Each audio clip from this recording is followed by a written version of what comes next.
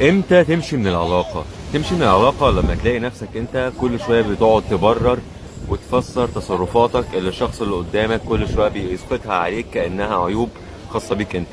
تمشي لما تلاقي كل الاهتمام اللي انت بتديه للشخص ده مش بيخلي مشاعره تتحرك من ناحيتك وبيفضل ثابت زي ما هو، ما بيهتمش، ما بيقربش المسافات بينك وبينه.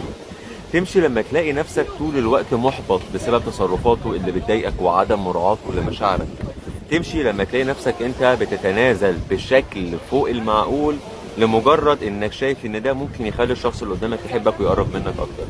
في تنازلات كتيرة جدا احنا بنقدمها في العلاقات تحت مسمى الحب، والشيء الخفي اللي بيخلينا متعلقين طول الوقت هو ان عندنا كده يعني زي صندوق صغير كده جوه عقلنا بيقول انا لسه محتاج مزيد من المشاعر دي تاني تخش حياتي من الشخص ده.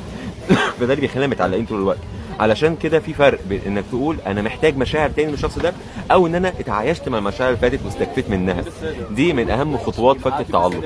طبعا في كلام كتير جدا عن فك التعلق عملت عليه فيديوهات هنا وعلى اليوتيوب وفي الكورسات بتاعتي برايفت. استنوا ان شاء الله بذكر الفيديوهات عن موضوع فك التعلق.